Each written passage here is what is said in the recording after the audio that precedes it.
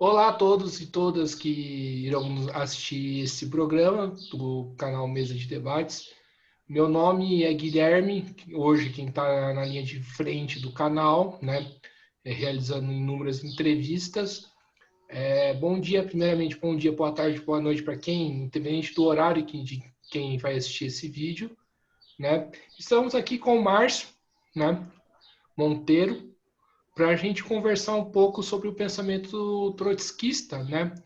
É uma discussão que eu acho bastante importante, né?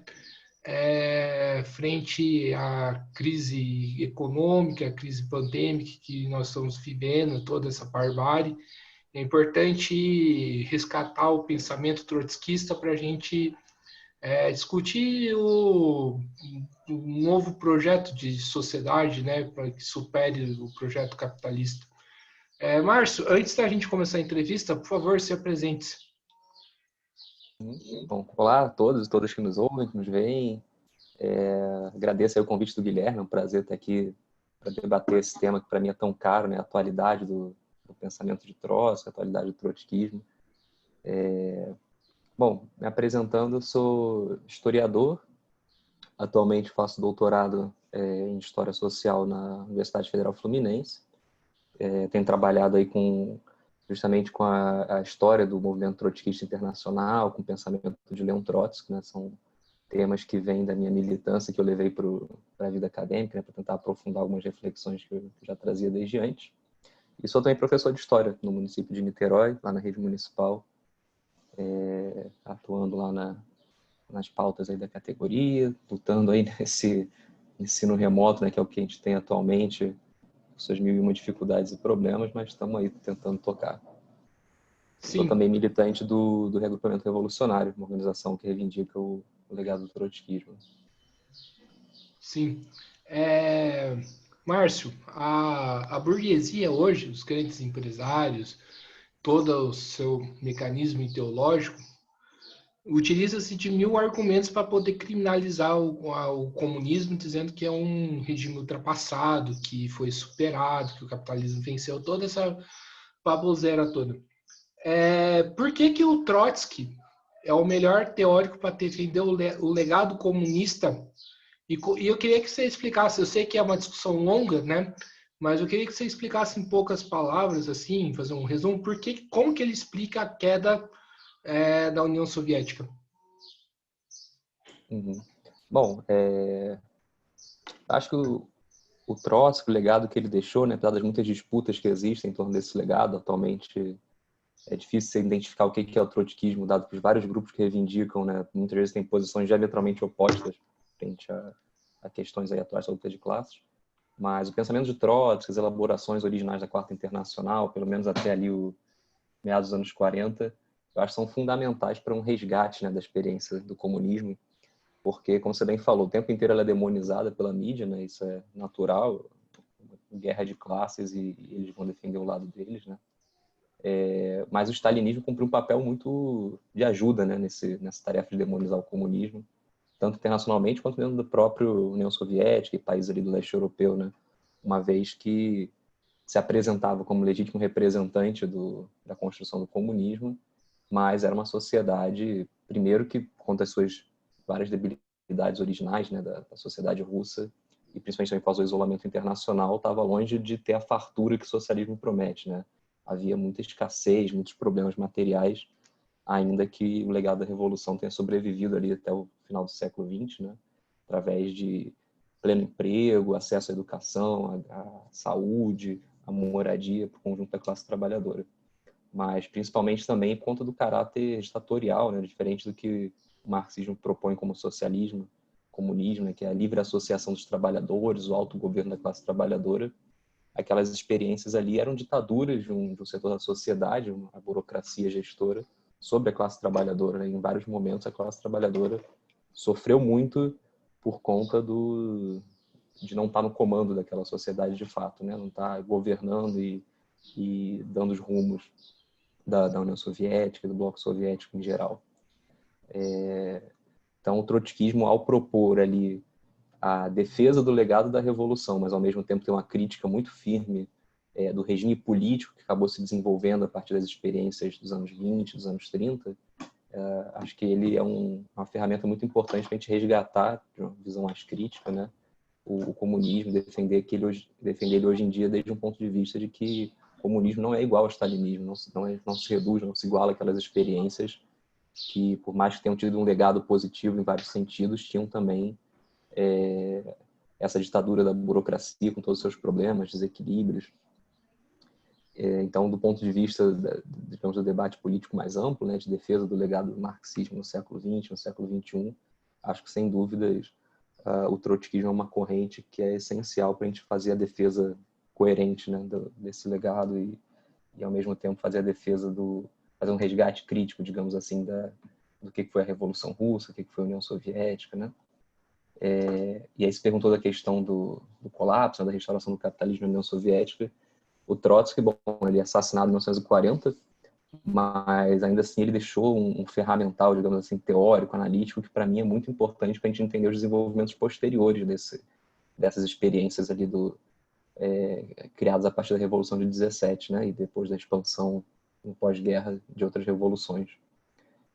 Porque ele, principalmente no livro Revolução Traída, e depois na coletânea ali que é de 36, né, depois na coletânea de materiais chamada Em Defesa do Marxismo, que é de 40, ele faz uma série de análises do que era a União Soviética, entendendo ela como uma formação social de transição ao socialismo, mas que essa transição estava bloqueada por conta da ditadura da burocracia, que impedia a classe trabalhadora de fazer o seu autogoverno, que por conta disso impedia um planejamento real da economia, gerando uma série de desequilíbrios e desperdícios, e ao mesmo tempo buscava a coexistência pacífica com o imperialismo e não a expansão da Revolução Mundial, que é o que poderia quebrar o cerco e trazer uma melhoria significativa ali da situação material daquela sociedade, né?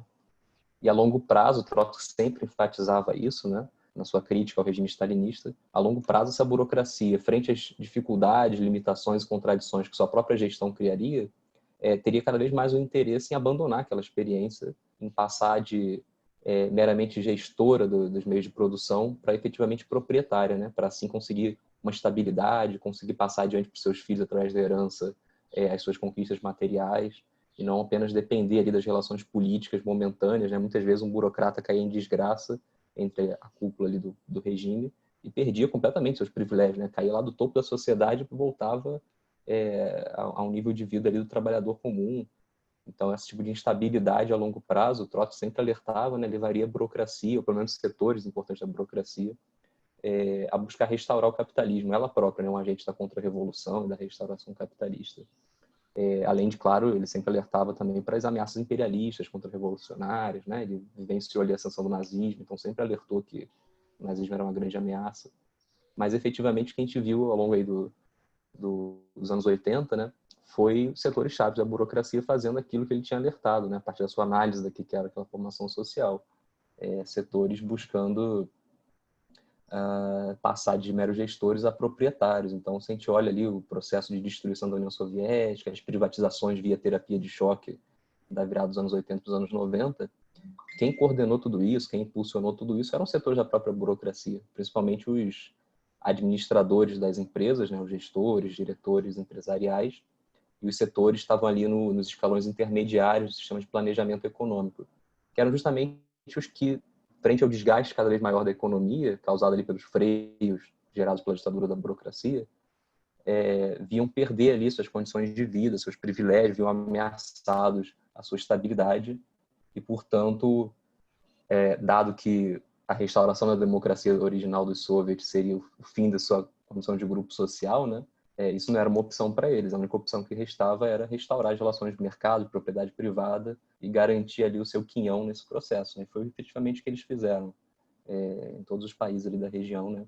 E é o que a gente vê hoje também em curso, né? Um instrumental que serve para analisar não só as experiências da União Soviética, do bloco soviético leste europeu, mas para analisar experiências hoje em curso, né? Cuba, China. A gente vê claramente setores da burocracia abrindo cada vez mais para relações capitalistas, restaurando cada vez mais direitos de propriedade para setores da sociedade, para capitais imperialistas. E tudo isso vai gerar uma série de contradições, né, que no futuro, se não houver uma intervenção na classe trabalhadora local e a nível internacional, infelizmente, vai culminar na completa destruição do que ainda resta de conquistas sociais nesses lugares, né? Coreia também. Então, acho que, muito resumidamente, é isso, né? Como você falou, dá um debate enorme essa questão, mas acho que, essencialmente, Trotsky tem um legado teórico, conceitual muito importante para entender essas formações sociais surgidas aí das revoluções do século XX e sua trajetória. Ainda que os trotskistas que vieram depois, aí no pós-guerra, muitas vezes não tenham feito um uso adequado desse ferramental, aí já é um debate um pouco diferente, né? Mas, enfim. O, o legado, né? O stalinismo, pode ser assim, né? Ele pode-se dizer que ele todos os crimes que ele cometeu, todas as traições que ele cometeu, pode dizer que a burguesia utiliza do stalinismo para poder criminalizar o comunismo? Sim, acho que com certeza, em vários aspectos, né? Como mencionei, eu sou historiador, e se a gente pega, por exemplo, a produção historiográfica, né, os trabalhos de história sobre a história da União Soviética, são dois lados de uma mesma moeda, né? O discurso oficial do regime, dizendo que nós somos o comunismo, nós estamos caminhando para o comunismo, Stalin é um continuador da obra de Lenin, de Marx, e o discurso da Guerra Fria, né? Dos ideólogos da Guerra Fria norte-americanos, ingleses, que vão dizer que sim, aquilo lá é a experiência do comunismo, o comunismo é aquilo é o socialismo realmente existente, né? O termo se popularizou muito na segunda metade do século XX. Então, qualquer coisa que busque ser diferente do liberalismo, da democracia burguesa, liberal representativa, vai culminar nessas experiências ditatoriais, de escassez material. Então, são dois lados da mesma moeda, né? É um discurso espelhado do imperialismo e do stalinismo do outro lado, e acaba servindo a esses propósitos, né? De queimar, digamos assim, as ideias de Marx, de Lenin, o legado da Revolução Russa. Isso, inclusive, impactou muito a própria população da União Soviética, do leste europeu, né? Que nos anos 50, nos anos 60, chegou a se levantar em várias rebeliões, revoltas, em defesa do socialismo democrático, na Polônia, Hungria, alguns locais da própria União Soviética, mas que já depois de todo um desgaste de décadas e décadas, lá nos anos 80 abraçou a ideia de que o capitalismo traria democracia, prosperidade, porque socialismo era aquilo mesmo que estava ali, era stalinismo, era ditadura da burocracia, escassez. Então, certamente o stalinismo cumpriu um papel muito nefasto em legitimar as críticas liberais e contra-revolucionárias ao socialismo, dar Sim. forças para ela. A, a direita, e também a extrema-direita, principalmente a essa brasileira, costuma utilizar muito o exemplo, costuma falar muito que a Venezuela é um país socialista, agora, de uma maneira bastante, eu digamos assim, bastante rasa, bastante bizarra, em última instância. Fala-se também, inclusive, da Argentina também. Eu queria que você rebatesse esse argumento de que para mim parece ser muito simplista, muito simplório, muito raso, de que a Venezuela, um país como a Argentina, seria o exemplo de socialismo.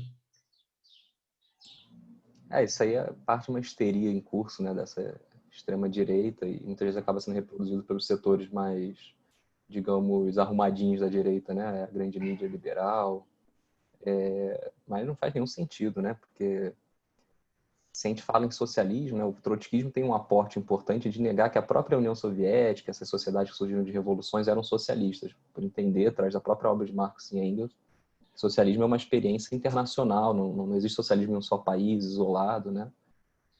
Então, nem mesmo essas experiências pós-revolucionárias que a gente teve, não capitalistas que a gente teve no século XX, seriam, para a gente ser preciso mesmo, socialistas, né? Seriam experiências de transição ao socialismo, uma transição que não foi completada.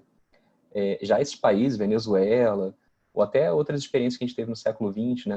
Uma série de governos, por exemplo, que surgiram ali do processo de descolonização na África, que se apresentavam no seu discurso como países socialistas, eles efetivamente não estavam fazendo uma transição para algo diferente do capitalismo. Eles mantiveram a propriedade privada, a burguesia local se mantinha ali ocupando os núcleos do poder e governando em prol dos seus interesses, né? apesar de lideranças que faziam um discurso, digamos, um pouco mais radical do que a gente está acostumado a ver, né?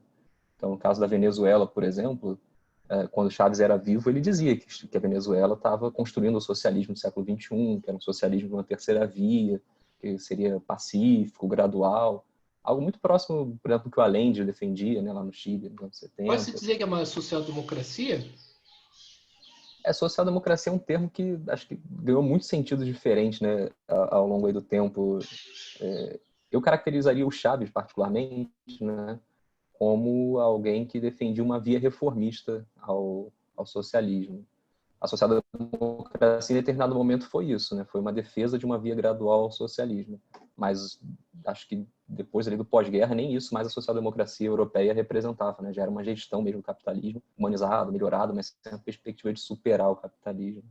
O Chaves, pelo menos no seu discurso, ainda apontava essa necessidade de, em algum momento, transitar para uma outra sociedade, né? Falava do capitalismo como raiz das mazelas da humanidade, mas efetivamente governou junto com a burguesia, apesar de ter feito concessões que melhoraram o nível de vida de camadas importantes da população venezuelana, não rompeu com a propriedade privada dos meios de produção, não expropriou a burguesia, se manteve subordinado a uma série de interesses capitalistas, né? E é mais uma experiência triste, eu acho, que mostra que não existe essa terceira via, essa transição gradual ao socialismo, né? Ruptura com o capitalismo precisa ser uma ruptura com a burguesia, precisa ser a tomada do poder pela classe trabalhadora, como foi na Rússia e depois em alguns outros países, ainda que com muitas deformações, né? A Argentina, então, acho que nem se fala, né? Nem no discurso lá do governo Fernandes, do governo Kirchner, tem essa reivindicação do socialismo. De forma alguma, eles se apresentam ali como progressistas, né? É um outro campo político. Nem mesmo nas suas mensagens públicas eles fazem alguma referência assim de ruptura com o capitalismo.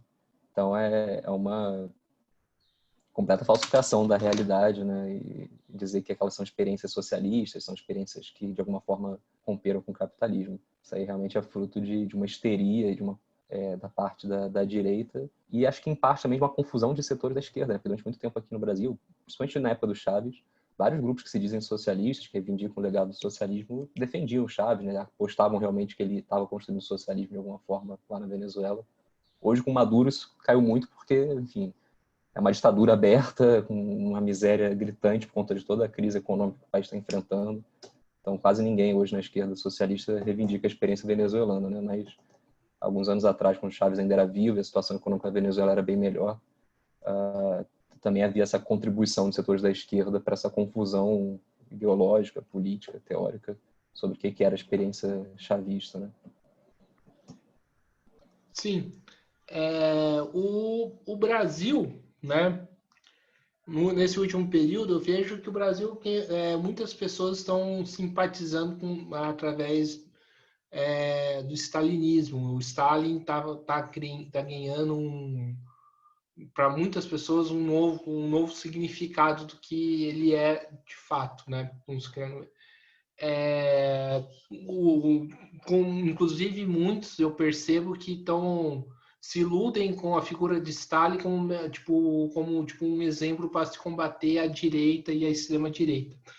Como explicar essa onda stalinista e como dizer que o Stalin não foi um cara que combateu a direita, muito pelo contrário, foi um cara que conciliou com a burguesia? Bom, acho que tem uma raiz fácil de identificar, né? Esse crescimento da reivindicação da figura de Stalin, em alguns setores até mesmo da China, como uma nova União Soviética, né? Um novo exemplo de socialismo no mundo. Que é os efeitos que a gente está vivendo da crise do capitalismo, né? 2008 foi um marco de uma grande crise mundial, né? Que levou a problemas que ainda se mantêm até hoje, né? Muitos países não conseguiram recuperar as taxas de lucratividade da burguesia pré-2008 e seguem até hoje empurrando aí esses programas que chamam de austeridade, mas que na verdade significa jogar a conta da crise nas costas da classe trabalhadora, né? Então a gente tem toda uma juventude aí surgindo num mundo onde já não tem a menor segurança que vai ter algum emprego, de que você vai ter direitos trabalhistas, de que você vai ter direito à aposentadoria, né? Que no Brasil a gente está vivendo dramaticamente esse cenário de 2014 para cá, principalmente, né, que se intensificou de forma muito profunda, assim, a partir do impeachment da Dilma. Desmonte completo do pouco que a gente tinha, né, de proteções e programas sociais. Então, claramente, principalmente setores de juventude começam a se politizar agora, né, que estão entrando agora aí digamos, passando para a vida adulta, começando a se preocupar com essas questões de emprego, de futuro, né? Eles veem um mundo desesperador, um futuro sombrio na sua frente e começam a olhar ao seu redor em busca de alternativas, né? E aí, esse resgate do socialismo é totalmente esperado, né? E o problema é justamente o resgate ser feito a partir dessas experiências negativas que trouxeram desastres. Levou à própria restauração do capitalismo, né? No caso do stalinismo. Então, eu acho que é uma grande tarefa assim da gente ter uma visão crítica do stalinismo, fazer divulgação e debates e formação para explicar para essa turma toda que está entrando agora no mundo da política, se voltando para a esquerda, o que foi o stalinismo de fato, né? Porque é o que eu falei lá no início. Apesar de todos os problemas, a União Soviética ela manteve até a restauração do capitalismo uma série de conquistas sociais da Revolução, né, da luta que a classe trabalhadora travou em 17, travou heroicamente ao longo da Guerra Civil até 1921, garantiu pleno emprego, garantiu, por mais que houvesse muita escassez, que não houvesse a bonança prometida pelo socialismo, era uma sociedade onde você não tinha os níveis de miséria que você tem nas sociedades capitalistas, principalmente sociedades periféricas como o Brasil, né? Você tinha moradia para todo mundo, você tinha emprego para todo mundo, você tinha saúde para todo mundo, educação para todo mundo. Então, é até esperado, digamos assim, que se associe essas conquistas sociais àqueles que estavam no governo, né? A Stalin, depois seus sucessores. Mas, efetivamente, Stalin não foi um defensor coerente dessas conquistas sociais, né? O processo de industrialização da União Soviética foi feito às custas não só do suor, mas do sangue da classe trabalhadora. Né? Foi um processo que teve custos gigantescos humanos para os trabalhadores daquele país. Depois, nos anos 50, quando esses trabalhadores ali no leste europeu se levantaram para garantir um autogoverno, uma democracia proletária, foram massacrados pelos tanques do Pacto de Varsóvia. Internacionalmente, uma série de experiências que poderia ter rompido o isolamento na União Soviética e ter, de fato, garantido uma transição ao socialismo, revolução na Espanha em 36, a Revolução na China em 25, 27, a Europa do pós-guerra, né? A Grécia sai da Segunda Guerra Mundial com a classe trabalhadora armada até os dentes, com o Partido Comunista sendo a principal força armada do país, mas entrega as armas por conta de pactos diplomáticos encabeçados pela União Soviética.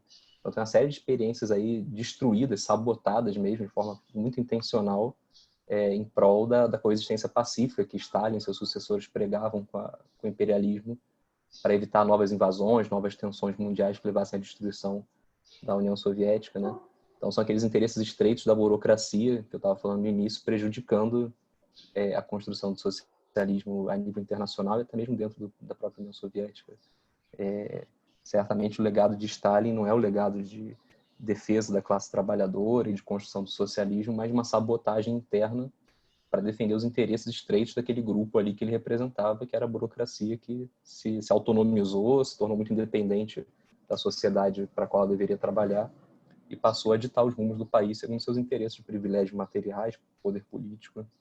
Então, um balanço crítico do que foi a experiência do stalinismo é fundamental, assim, entender as revoluções do século XX, né, a grande potencialidade revolucionária que o século XX apresentou e qual foi o papel cumprido pelo stalinismo de destruir essa potencialidade, sabotar ela, é fundamental para que hoje a gente tenha um resgate não só da simbologia, não só da nostalgia das coisas positivas que existiam lá na União Soviética, mas um resgate da estratégia revolucionária, né, para a gente poder construir um futuro digno de fato. Sim. Você acha que hoje a esquerda trotskista, por que ela não consegue canalizar esse sentimento de juventude que está surgindo por conta da crise econômica? Qual que é a debilidade hoje da esquerda trotskista ser uma referência? Uhum. Aí é um problema profundo, né? Como eu falei na minha apresentação, até dediquei um estudo acadêmico a tentar entender as divisões do trotskismo e as suas diferenciações internas que foram crescendo ao longo aí dos anos pós-Segunda Guerra Mundial, né? Eu acho que hoje, os grupos que a gente tem, os grupos que têm maior visibilidade, eles acabam cumprindo um papel muito negativo também em empurrar essa juventude que está se politizando para os braços do stalinismo, né? Uma vez que tem várias organizações aí que reivindicam o trotskismo, mas não tem posições nem um pouco coerentes com a independência de classe, com a defesa do socialismo. Se a gente vê organizações, por exemplo, que criam desculpas para defender bombardeio imperialista na Líbia, que blocam com forças imperialistas em conflitos na periferia do capitalismo. Aqui no Brasil, grupos que, por mais que corretamente criticassem a gestão do PT, fizeram coro com a direita da Lava Jato, a direita golpista. Então, é um grande desserviço que uma série de grupos que reivindicam o legado do trotskismo, mas têm essas posições, prestam a essa reconstrução necessária do marxismo, né? Acaba empurrando muita gente para longe do trotskismo, que acaba ficando associado aí a ser quinta coluna, a ser agente do imperialismo. Mentiras que o Stalin e sua turma investiu muito em criar ao longo aí dos anos 30, dos anos 40, né? E que hoje muitos grupos prestam esse favor de, entre aspas, confirmar nessas acusações. Mas isso está longe de ser o trotskismo de fato, né? Se a gente analisa o que é o legado do Trotsky, da Quarta Internacional, e os debates travados dentro dos meios trotskistas ao longo ali dos anos 50, 60, a gente vê que houve um processo de clara mudança programática, teórica, analítica no seio do trotskismo, onde, por diversas razões, diversas pressões sociais, uma série de alas do movimento trotskista internacional capitularam a posições que acabaram sendo social-democratas, posições, então, centristas, né, que ficam vacilando ali entre a reforma e a revolução, e conforme novas divergências foram surgindo, esse giro à direita, digamos assim, esse giro revisionista no interior do trotskismo foi se aprofundando, e hoje a gente tem essa miríade de grupos que estão longe, né, de fazer um resgate coerente do que era o trotskismo original.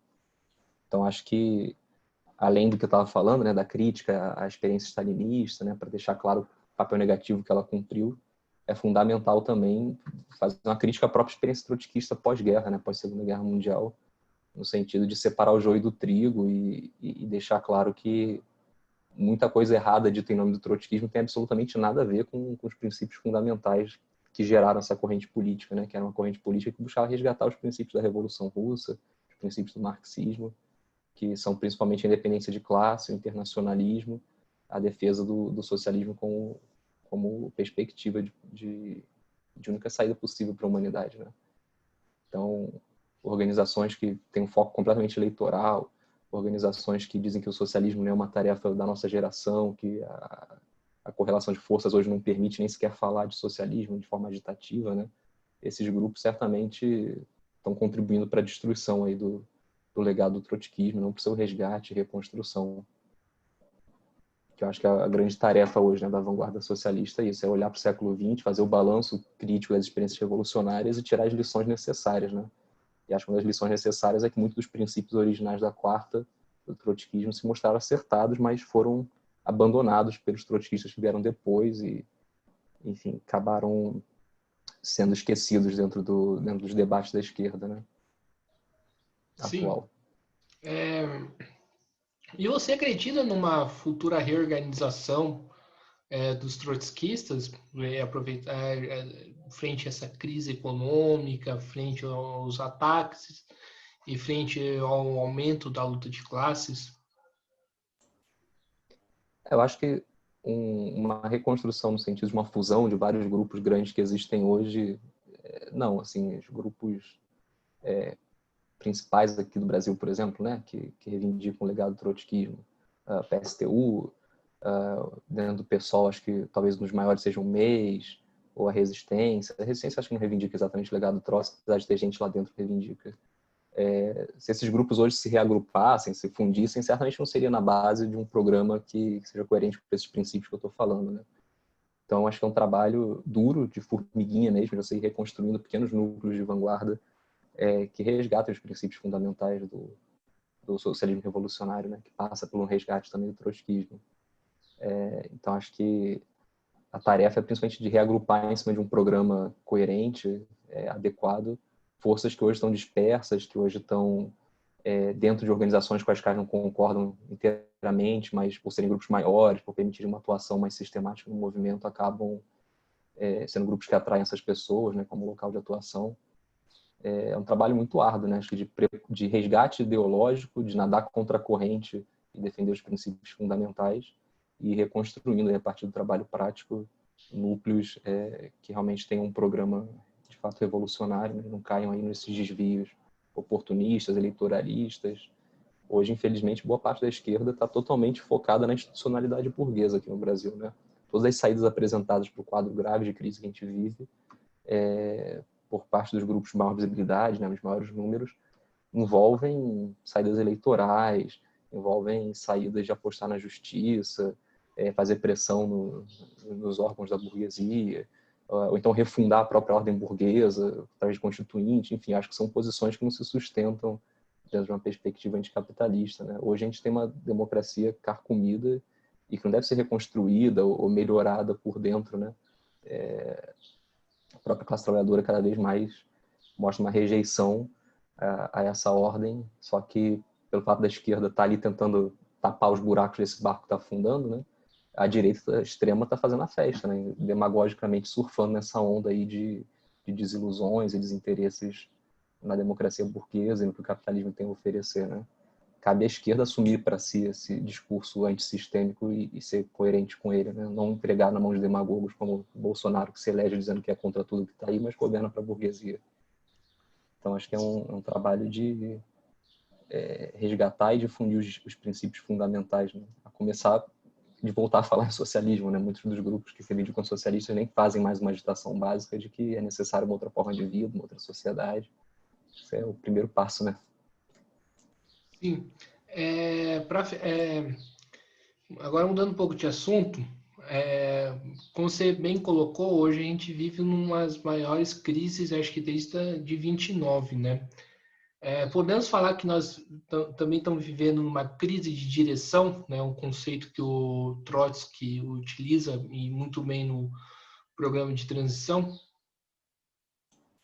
Acho que é um elemento importante, mas que tem uma forma aprofundada hoje em dia, né? Para quem não conhece, explicar rapidamente, quando funda a Quarta Internacional, né, a ideia da necessidade de uma nova organização internacional socialista era muito baseada nessa noção de que a classe trabalhadora está indo para a luta, tem várias revoltas e situações revolucionárias eclodindo no mundo ali nos anos 30, anos 40, e depois do pós-guerra isso se intensifica ainda mais, né?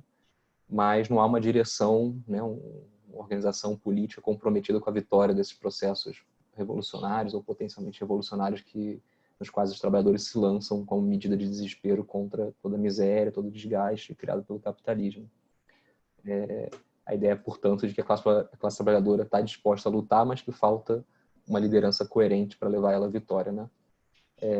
Hoje em dia, acho que o buraco é um pouco mais embaixo, porque a gente não tem o mesmo nível de mobilização dos trabalhadores, né? Muita coisa foi destruída, principalmente ao longo dos anos 90, né? Como parte aí do impacto da destruição da própria União Soviética. O movimento sindical hoje está longe de ser a mesma força, né? A mesma potência que era antigamente. A classe trabalhadora está muito dispersa, muito desorganizada. Os próprios processos mesmo de modificação interna do capitalismo, né? Tem todo um debate hoje muito importante aqui no Brasil, por exemplo, feito aí pelo Ricardo Antunes, acho que é o principal nome, né, de como que as mudanças do capitalismo estão levando a uma desagregação da classe trabalhadora, né, uma precarização tão grande que a própria noção de emprego, né, de você ter um trabalho fixo, acaba virando quase que um privilégio, dada a situação atual aí de empregos ultra precários, temporários, intermitentes. Então isso aprofunda ainda mais essa questão que permanece, né, a falta de uma direção revolucionária que esteja ali à frente de setores importantes da classe trabalhadora. Acho que o desafio é ainda maior, né? E a gente está ainda mais desorganizado, ainda mais enfraquecido para enfrentar eles do que lá nos anos 30, nos anos 40, quando essa ideia de crise de direção foi cunhada, né? E tornada aí o central para a própria criação do trotskismo. Então, acho que sim, a crise de direção permanece, mas há problemas ainda maiores hoje, né? Mesmo que surja uma organização revolucionária com alguma influência, tem um desafio ainda maior hoje, né, de reconstruir mesmo o próprio movimento de luta da classe trabalhadora, que hoje se encontra muito destruído, desagregado em vários países. A gente continua tendo rebeliões de massas, né, ascensos importantes, esses últimos 2 anos, principalmente, a gente viu o Chile tendo um processo ali extremamente intenso de completa desagregação da hegemonia burguesa durante alguns meses, né, que está agora sendo reconstruído através da Constituinte. Na África, recentemente, a gente teve uma série de países que passaram por processos assim, ainda mais avançados, né? No Sudão, por exemplo, houve uma rebelião de massas que levou à queda de um governo ditatorial. O exército tentou assumir o poder para controlar a situação e as massas mobilizadas impediram que as forças armadas levassem adiante essa tomada do poder, né? Então, a gente tem processo de luta acontecendo, né? Aquilo que o Lenin falou lá no início do século XX, de que a época imperialista é uma época de guerras, crises e revoluções, permanece válido, né? A gente continua tendo aí crise econômica devastadora, como você falou, maior desde 29. A gente continua tendo guerras constantemente, não mais no formato de guerra mundial, mas toda hora tem alguma guerra eclodindo e sempre motivado por interesses de burguesias que desejam ali um quinhão maior para si, né? Aumentar seus lucros. E a gente tem situações, se não revolucionárias, pelo menos potencialmente revolucionárias. A gente tem crises de hegemonia acontecendo uma frequência cada vez maior. Não estou querendo aqui dizer que a gente vive uma situação maravilhosa de revoluções acontecendo em todo lugar, sempre na esquina, mas claramente a gente não vive o que algumas organizações, alguns teóricos têm defendido de uma completa destruição, uma completa saída de cena de toda e qualquer força contestadora, né? Essa ideia de que há uma onda conservadora global que empurrou tudo para o escanteio e só a direita está dominando. Isso certamente é um elemento importante, né? Esse conservadorismo crescente, a volta da extrema-direita, mas a situação não é unilateral desse jeito, né? Ela é multifacetada. A gente tem a classe trabalhadora voltando a se organizar e tomar medidas radicais, né? Na Índia, nos últimos dias, a gente está tendo uma greve geral de milhões de pessoas participando. A gente teve, há poucos dias atrás, centenas de milhares de agricultores marchando em direção à capital para lutar contra pacotes econômicos do governo que prejudicariam a vida dos pequenos agricultores. Então, mobilização a gente tem, né? Falta dar uma organicidade maior a elas e, principalmente, dar uma liderança coerente que seja capaz de levar elas às últimas consequências e à vitória. Sim, mas você não acredita que, frente a esses processos da luta de classe, né, que essa organização possa surgir, por exemplo, se desenvolver assaltos?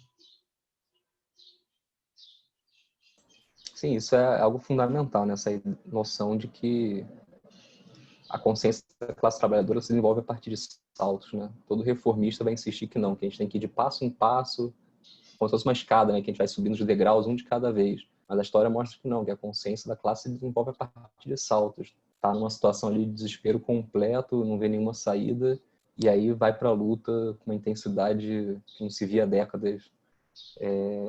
Assim, e depois retrocede se também se consolidar uma nova situação, né? Então fluxos e refluxos, e sempre assaltos se desenvolve a consciência.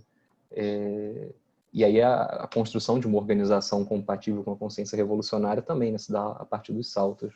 Então, sem dúvidas, momentos de ascenso, né, de grandes lutas são importantíssimos para a fusão de grupos que estão se radicalizando, para a construção de grupos com maior influência, maior capacidade de inserção na classe trabalhadora. Mas para isso tem que antes existir núcleos bem firmes na defesa dos seus programas, né? Uma lição importante aí da própria onda revolucionária dos anos 20, né, que se seguiu ali a Revolução Russa, é que a direção revolucionária não se improvisa, né? Muitos processos revolucionários foram derrotados naquele momento porque os partidos comunistas eram muito frágeis, muito pouco inseridos na classe trabalhadora. Tem todo um debate muito importante feito ali por Lenin e Trotsky no interior da Internacional Comunista sobre isso, né? Sobre como preparar adequadamente núcleos revolucionários para quando a maré virar, você ter essa capacidade de dar um salto qualitativo.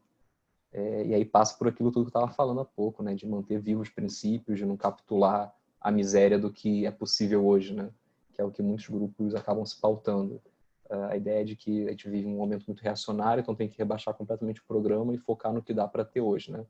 E a gente vê, principalmente na eleição, a ideia do menos pior prevalecendo, organizações apoiando até mesmo um crápula como Eduardo Paes aqui no Rio de Janeiro, né? Um cara que ajudou a fomentar as milícias, que aplicou todo o programa neoliberal do Banco Mundial, do FMI aqui na cidade, fazendo estragos gigantescos, é tratado como menos pior, e a gente vê gente na esquerda fazendo campanha para um cara desses, né? E aí, quando virar a maré, quando vier uma situação de crise que leve a uma ruptura da hegemonia burguesa, como é que você vai fazer um diálogo de salto de consciência, né? Como é que você vai dialogar com o salto da consciência da classe trabalhadora? Se no período anterior inteiro você estava ali defendendo a ala esquerda do Partido da Ordem, do Partido do Capital, os setores menos piores da burguesia, né? Então, é uma tarefa árdua que envolve necessariamente nadar contra a maré, envolve necessariamente ter posições muito impopulares, muitas das vezes, mas sem ela você não vai ter condições, não vai ter algo prévio, preparado para dar um salto qualitativo quando a situação mudar, né? Você falou das eleições, né? Eu acho que se fazer embora não seja o tema principal do nosso debate, né? Mas acho que seria importante citar também, né? Eu também estou trabalhando bastante em relação à questão a isso, né? Você acha que a esquerda hoje, digamos assim, mandou mal, né? Boa parte da esquerda nessas eleições, digo com a candidatura do Boulos, com a própria questão do Eduardo Paes, né? Que você citou muito bem. A esquerda mandou mal? Eu acho que, se a gente está falando da esquerda socialista, sim, mandou péssimo. Porque é aquilo, né? Os princípios mais básicos, para ser socialista, acho que o primeiro passo é você defender o socialismo publicamente, né? Você passar uma mensagem clara de que o capitalismo não apresenta condições de um futuro digno para a população, para a classe trabalhadora, e que é necessário construir algo alternativo, destruir o capitalismo e construir o socialismo. Mas nem isso a gente vê a boa parte da esquerda se reivindica socialista fazendo, né? Principalmente nas eleições. Né? Aquela ideia de que não, que isso é ser radical, vai fazer perder voto, nunca que alguém vai ser eleito nesse momento falando esse tipo de coisa. Mas se a gente não fala isso agora, quando é que a gente vai falar? Né? Então, praticamente nenhuma candidatura das maior visibilidade apresentaram uma mensagem básica dessa, né? De que o capitalismo tem que ser superado. O PSTU, acho que foi uma das poucas organizações que trouxe essa mensagem de uma forma clara, contundente, mas é aquilo, no dia a dia tem mil e uma contradições, né? Esse grupo é um dos que eu estava mencionando lá no início, que em determinados momentos faz blocos aí com setores até reacionários da burguesia, né? Como no caso lá do impeachment da Dilma, no caso de uma série de conflitos internacionais recentes. Então, coerência também é fundamental, né? Mais do que só dizer da boca para fora que defende o socialismo, que é necessário uma revolução. Mas é impressionante o giro à direita que a gente está tendo em todo o espectro político brasileiro, né? Nas eleições acho que isso ficou mais óbvio, porque é um momento que a gente fala mais de política, está mais no dia a dia durante a campanha. E a gente vê como é que quase nenhuma organização que se diz socialista fala em socialismo no momento da eleição, né? E aí você mencionou o Boulos, né? Eu estava falando agora há pouco de posições muito impopulares, né? Acho que certamente uma posição muito impopular recentemente foram aqueles que levantaram críticas ao Boulos, até mesmo disseram que seria errado fazer campanha para a candidatura dele. Mas é necessário entrar na questão, né? Que papel cumpriu o Boulos? Beleza, cumpriu um papel progressivo de dizer que era necessário mobilização popular, que era necessário ir na periferia, ouvir os trabalhadores, mas qual a mensagem fundamental da campanha deles? É de que é necessário governar para todos, de que é necessário um capitalismo justo e humanizado, né? E não é o momento de dizer isso, nunca. Isso é errado em qualquer momento, mas no momento de milhões de desempregados, de centenas de milhares de pessoas morrendo por falta de assistência mais básica no combate à pandemia, é possível falar de um capitalismo humanizado, ou é necessário aproveitar essa calamidade toda que a gente está vivendo para dialogar que não tem saída no capitalismo? Né? Isso certamente não vai angariar centenas de milhares de votos, mas é a mensagem necessária de se fazer. Se a gente não fizer ela hoje, a gente vai fazer ela quando? Né? Vai esperar mudar a conjuntura magicamente, a classe trabalhadora magicamente despertar uma consciência socialista para só então a gente falar de socialismo? Que papel que a gente está cumprindo no dia a dia, né? Ao defender o menos pior, ao defender candidaturas que se apresentam ali como gestoras progressistas do capitalismo. Acho que essa é uma questão fundamental para pensar o buraco em que a esquerda brasileira se encontra hoje, né? A gente vê muita gente falando, não, as eleições são só um momento, só a luta muda a vida, mas aí nesse momento das eleições a gente vê totalmente o rebaixamento do programa, a adesão aí a um liberalismo progressista na prática, né? É uma ideia de que basta melhorar o capitalismo, de que não é possível ir por mais do que isso. Então, é fundamental, enfim, o resgate mesmo daquilo que eu estou insistindo desde o início, né? Independência de classe, defesa clara de que é necessário superar o capitalismo e de que só a classe trabalhadora, através de seus próprios métodos de luta, pode fazer isso. Sem nenhuma ilusão nas instituições do Estado burguês, sem nenhuma ilusão de que é possível uma democracia numa sociedade periférica e tão desigual como o Brasil, né? O que a gente viveu nos últimos anos foi uma exceção histórica. Se a gente olha a história do Brasil, foram raros os momentos que a gente teve uma democracia digna do nome. E isso não é por acaso, né? Não é porque ainda vai acontecer essa mudança. Tem a ver com os fatores estruturais do Brasil, e é um erro crasso. A esquerda hoje está aí tentando tirar a água da canoa da democracia que está afundando, ao invés de deixar claro que essa democracia não nos serve, mesmo quando ela estava funcionando minimamente bem nas últimas décadas, aí não nos servia. Nós somos trabalhadores, né? E que é necessário algo radicalmente diferente. Que candidato, né, que campanha falou isso nesses termos? Praticamente nenhuma. Então, acho que essas eleições mostraram aí que a gente está numa situação realmente terrível do ponto de vista do quais rumos está seguindo a nossa esquerda socialista no país.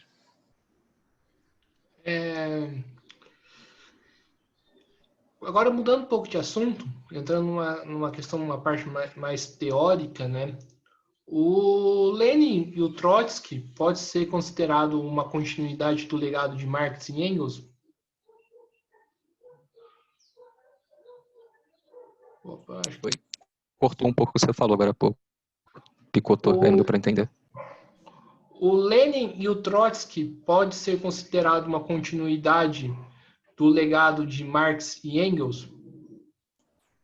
Sim, sem dúvidas. Eu acho que são a parte fundamental da construção do socialismo, né? Que precisa sempre se atualizar de acordo com as mudanças do próprio capitalismo, mas sem abandonar o seu núcleo, né? E aí, nesse sentido, acho que Lenin e Trotsky trouxeram contribuições, cada um ao seu jeito, fundamentais para o avanço do socialismo no século XX. E são algumas das lições também que eu estava mencionando aqui, né? Que foram abandonadas aí, esse apego à democracia burguesa, esse abandono da agitação cotidiana contra o capitalismo. São coisas que eles elaboraram para as suas épocas, né? Entendendo as condições em que eles viviam e adequando esses princípios a fórmulas mais práticas, né? Da sua aplicação.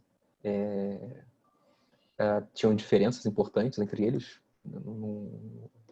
Nós somos trotskistas, não podemos cair no mesmo erro dos stalinistas, dizer que eles dizem que Stalin continua a obra de Lenin, que era a mesma coisa, né? A gente não pode cair no erro de dizer que Trotsky e Lenin era a mesma coisa. Eles eram dois grandes revolucionários da sua época, cooperaram de forma fundamental para a vitória da Revolução Russa, mas não significa que não tinham diferenças entre eles, algumas divergências até importantes, muitas das quais superadas ao longo do processo revolucionário, né? Mas cada um teve contribuições próprias, né?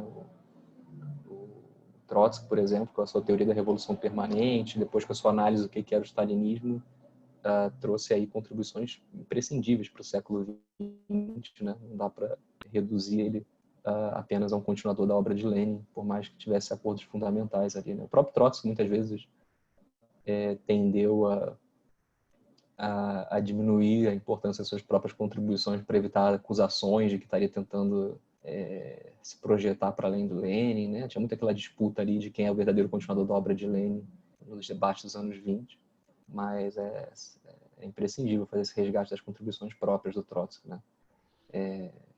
Assim como manter vivas as contribuições do Lenin sobre o que é a época do imperialismo que a gente vive, né? Eu acabei de mencionar a chave analítica de que é uma época de crises, guerras e revoluções, e que, portanto, construir um partido para a revolução está na ordem do dia, independente das variações conjunturais mais reacionárias ou menos, né?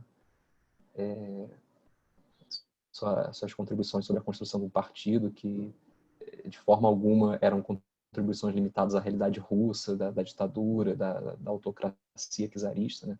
Eram contribuições que tinham um núcleo mais universal ligado à própria época imperialista, a necessidade de um partido de combate revolucionário para fazer frente a todo o aparato ideológico da burguesia. Então, são duas figuras assim essenciais para qualquer um que queira entender o marxismo e o socialismo para além das elaborações do próprio Marx e Engels, né? Entender seus desdobramentos positivos posteriores. E acho que hoje falta um pouco isso também, né? Não só o resgate dessas coisas que estão sendo muito abandonadas, mas também elaborar sobre os novos desafios, né? A gente tem todo um século aí que se passou, dos anos 40 até hoje, né? Já se passaram 100 anos da Revolução Russa, Se passaram 80 anos da morte de Trotsky, tem muita coisa que a gente precisa resgatar os princípios para poder também aplicar eles em inovações, em análises aos novos desafios que foram surgindo, né? Sim, eu gostaria que você falasse um pouco, né? É algo que eu acho que é fundamental, né, na tradição trotskista, mas também na tradição leninista, que é a luta de tendência. Toda a luta que Lenin e Trotsky fez contra, por exemplo, contra os sociais-democratas. Queria que você comentasse essa discussão.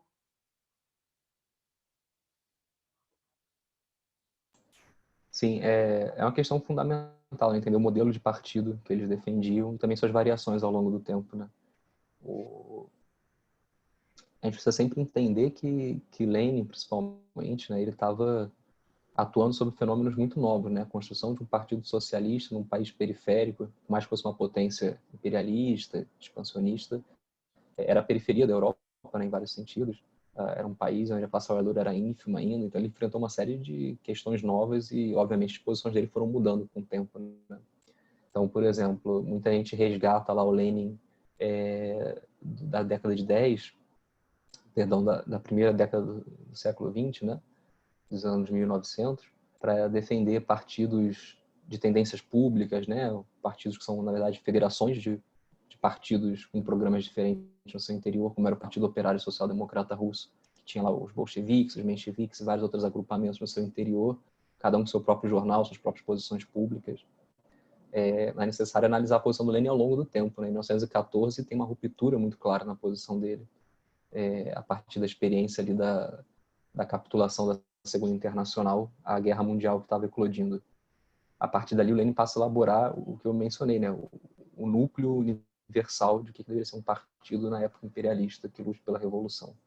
Então, um partido de centralismo que se apresenta publicamente como um só homem, um partido de quadros, né? Ou seja, de pessoas que se dedicam profissionalmente ali com seu objetivo de vida à construção da revolução, e internamente um partido com debate democrático, né? Também é um elemento que muitas vezes é deixado de lado aí por vários grupos que vão reivindicar esse legado. O que significa essa democracia interna? Significa a possibilidade de você disputar a linha e não ter ali uma ditadura da direção dentro da organização, né? Quase todos os grupos grandes de esquerda hoje têm essa configuração. Então, você ter espaços para debates e, se necessário, se as questões não se resolverem através ali do debate mais tranquilo, você ter disputas internas pelo controle da direção, né? Através da formação de tendências temporárias e de congressos onde essas posições são disputadas na base. Agora, isso internamente, né? O centralismo envolve a atuação da organização como um só bloco e depois se faz o balanço se aquela posição apresentada publicamente foi correta ou não.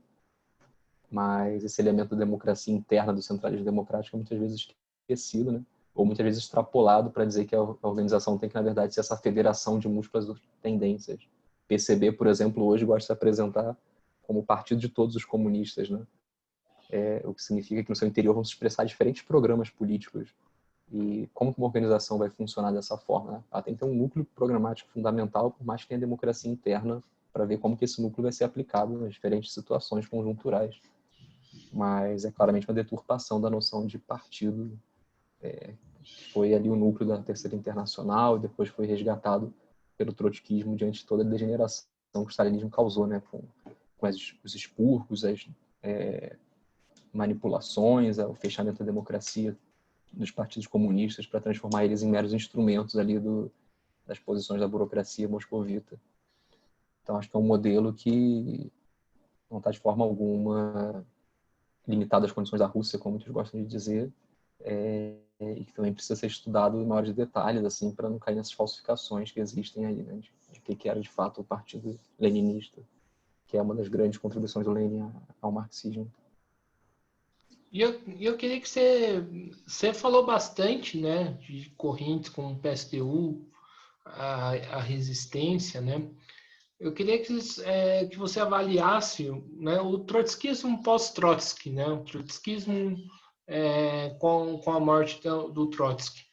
Que você aprofundasse um pouco essa discussão. Uhum. O trotskismo pós-Trotsky é uma história complexa, por conta de todas as divisões que vão ocorrer.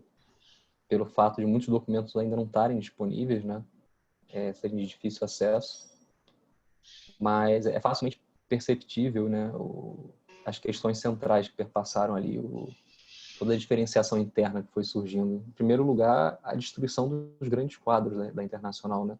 Durante os anos 30, o próprio processo de construção da Quarta, que vai ocorrer só em 38, né, sua fundação formal, muitas das lideranças gestadas nas lutas da Terceira Internacional, que vão criar os primeiros núcleos trotskistas, ali no meados dos anos 30, vão ser assassinadas pelos agentes stalinistas, né? Chegou um momento, por exemplo, ainda antes da fundação da Quarta, em que uma série de líderes do Secretariado Internacional, né, do órgão que dirigia a organização que posteriormente virou a Quarta, foram assassinados por agentes stalinistas. O próprio Trotsky, em 1940, vai sofrer desse destino.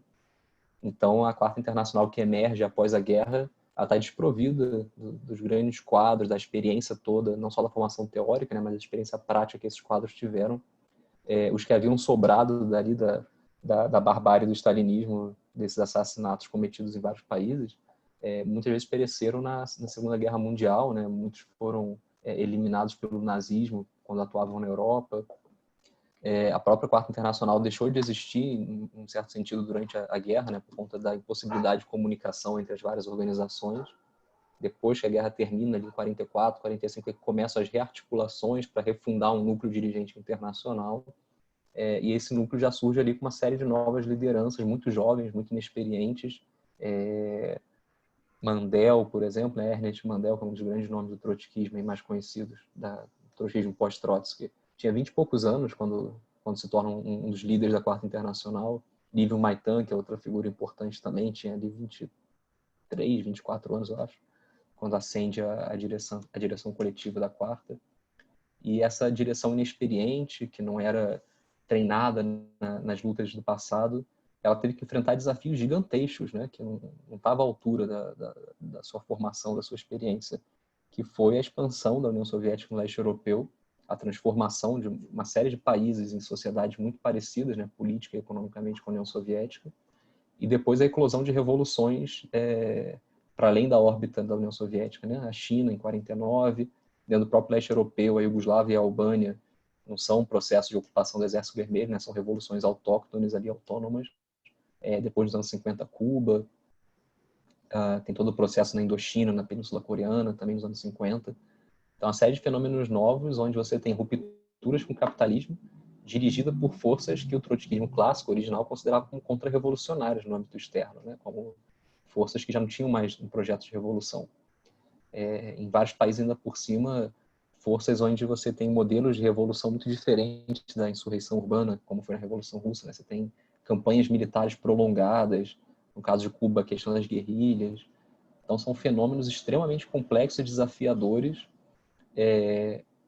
que precisam ser respondidos por uma nova geração de militantes que não tem a mesma formação, a mesma experiência dos seus antecessores que foram fisicamente eliminados pelo stalinismo e pelo nazismo, e ainda por cima numa situação de isolamento enorme, né? Porque o stalinismo e a social-democracia europeia, principalmente, saem muito fortalecidos da Segunda Guerra Mundial, né? Na Itália e na França, os PCs vão se tornar partidos de massa.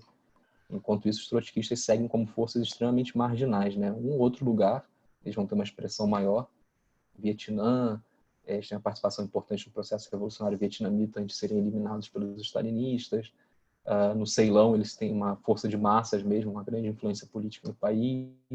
Na Bolívia, são uma força protagonista da Revolução de 52, mas são exemplos assim que você conta nos dedos de uma mão, né? No mundo inteiro, o trotismo estava muito marginalizado, isso tem um peso também importante, uma série de adaptações que vão ser feitas por essas lideranças, de verem nessas revoluções que fogem ao que, digamos, seria o modelo esperado, né, pelo trotskismo, novos vias, novos caminhos, novas estratégias. E aí passa a fazer uma série de revisões do arcabouço original para incluir possibilidade de uma transição gradual ao socialismo, principalmente incluir a ideia de que forças não revolucionárias, como a social-democracia, o stalinismo, movimentos nacionalistas no terceiro mundo, podem ser forçados a irem além do seu programa e fazerem uma revolução, né? Então não precisaria criar organizações trotskistas, precisaria apenas ser uma ala de pressão em cima desses grupos que, ainda que imperfeitos, poderiam cumprir um papel revolucionário.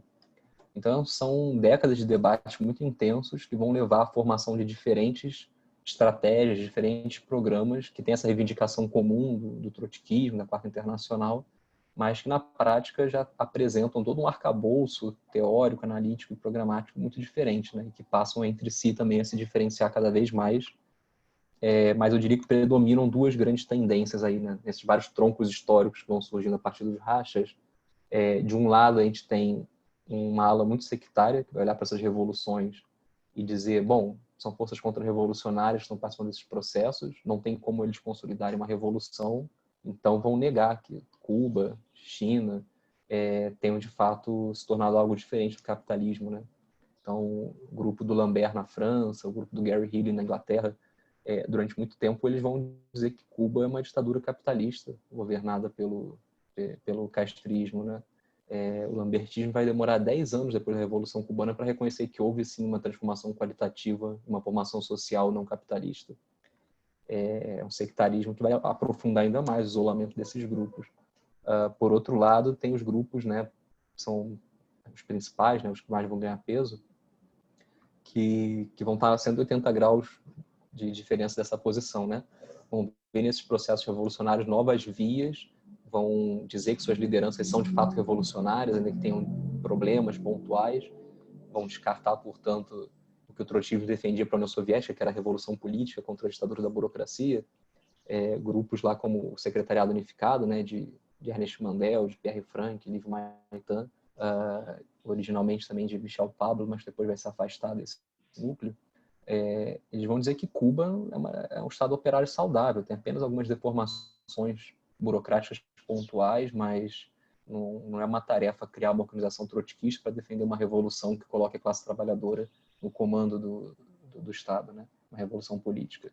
Vão chegar, inclusive, a dizer que Castro é um trotskista inconsciente, porque levou a revolução até a ruptura com o capitalismo, então estaria aplicando, ainda que inconscientemente, a teoria da revolução permanente, né? Que diz que não é possível uma reforma agrária, uma ruptura com o imperialismo, a construção de uma democracia estável na periferia do capitalismo, sem romper também com a burguesia nativa, como Castro, Mao acabam fazendo nesses países.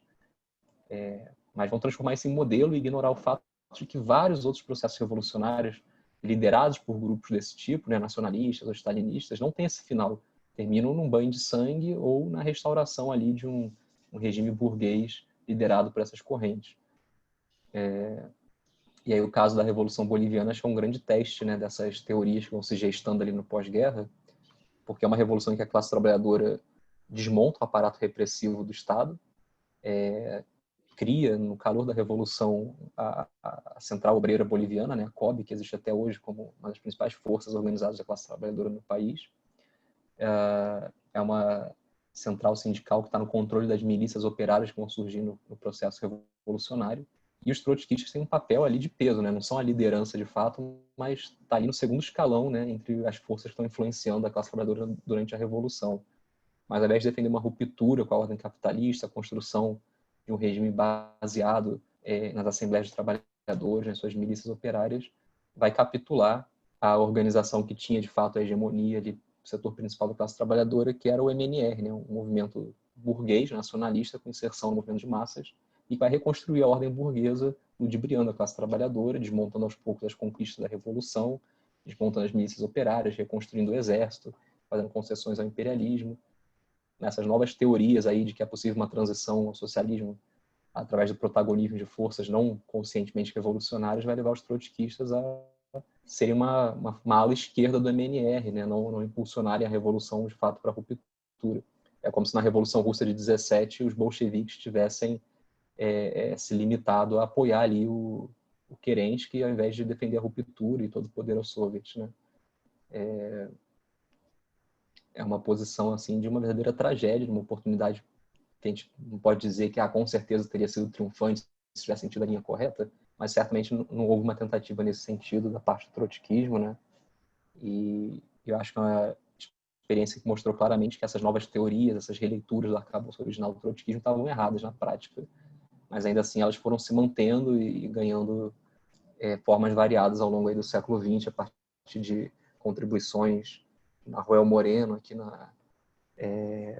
aqui na América Latina, do Mandel lá na Europa, do SWP com Joseph Hansen, depois Jack Barnes nos Estados Unidos. Cada um ao seu modo vai revisando o trotskismo para abandonar os seus princípios fundamentais, né, da Revolução Permanente, da revolução política contra as ditaduras da burocracia, e principalmente da construção de partidos independentes do stalinismo, da social-democracia, do nacionalismo.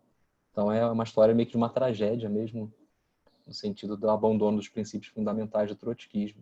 Poucos grupos, poucas organizações muito frágeis, muito pequenas numericamente, resistiram a isso tudo e deram respostas, ao meu ver, mais corretas para os desafios do pós-guerra, né?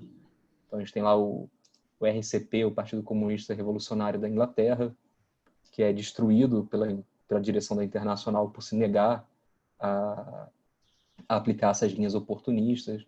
A gente tem no interior do SWP dos Estados Unidos, nos anos 50, a tendência Bernie Ryan, que vai ser uma ferrenha crítica da capitulação AMNR na Bolívia, vai apontar isso como uma traição. E depois vai também fazer toda uma crítica às leituras de que o stalinismo poderia ser empurrado a fazer uma revolução e de que essa seria uma nova estratégia a ser adotada. A gente vai ter também, depois, também nos Estados Unidos, já nos anos 60, ali, a partir dos debates da Revolução Cubana, a Liga Espartaquista, que vai apresentar um programa de dependência de classes para atuação revolucionária, vai criticar a capitulação do SWP, as lideranças não socialistas do movimento negro nos anos 60, defender um programa revolucionário dentro do movimento negro.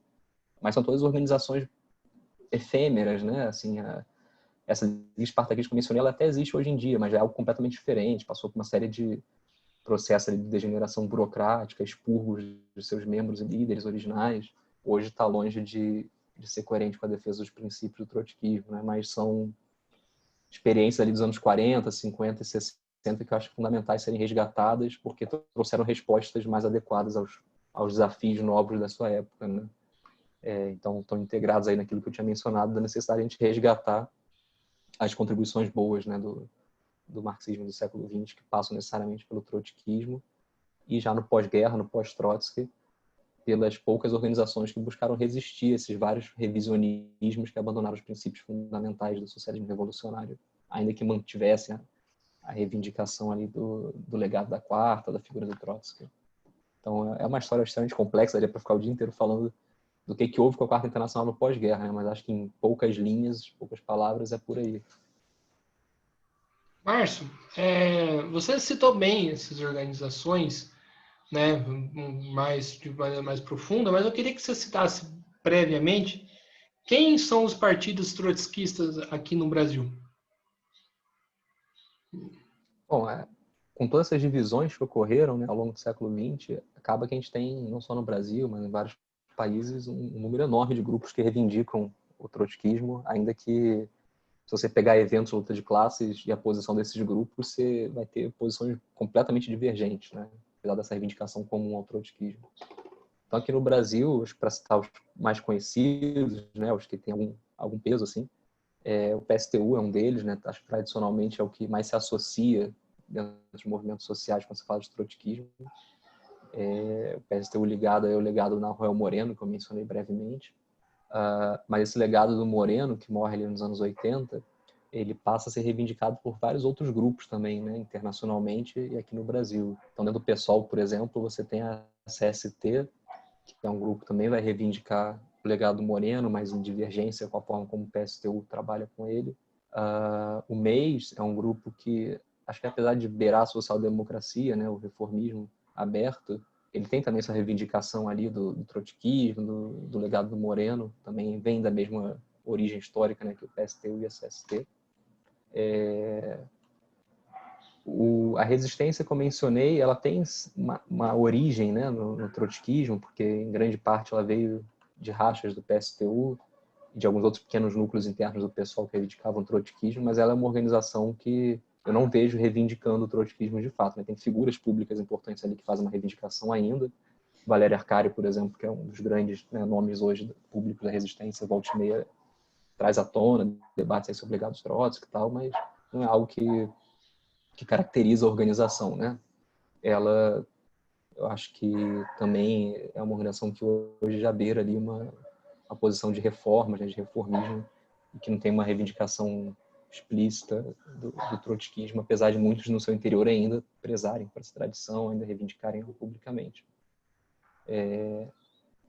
Uma organização que estava dentro do PSOL também, chamava muita atenção por ter mais peso, né? Dentro das que reivindicava o trotskismo, era a Insurgência, que vem do Enlace, que por sua vez veio do PT na Democracia Socialista, na DS. A Insurgência era uma das principais organizações do chamado bloco de esquerda do PSOL, né? Mas passou por uma série de rachas e hoje já não tem o mesmo peso, e vários grupos menores surgiram reivindicando o legado original que a Insurgência reivindicava, que era a tradição do secretariado unificado, do Ernest Mandel, Pierre Franklin e o Maitan, que eu mencionei. Hoje, além da própria Insurgência, você tem a Comuna, eu acho que Comunismo e Liberdade, se não me engano o nome do grupo, enfim, são vários grupos que foram surgindo aí de dissidências recentes nos últimos 5 anos, mais ou menos, da Insurgência, e que buscam reivindicar com mais vigor o legado de Mandel, que a própria Insurgência foi meio que deixando de lado também, né, abrindo ali mão uma reivindicação mais sistemática do trotskismo e se tornando também um grupo de linha mais social-democrata, mais reformista. Dentro do PSOL tem vários outros pequenos grupos, acho que vale citar ainda a LSR, mas que recentemente perdeu boa parte da sua militância nas grandes capitais, que reivindica uma tradição que eu não cheguei a mencionar na fala anterior, né, que é do CWI, Comitê para uma Internacional dos Trabalhadores. É uma tradição que vem mais da Inglaterra, está ligada aí à figura do Peter Taft, originalmente do Alan Woods, mas o Alan Woods acaba se desligando dessa organização nos anos 90.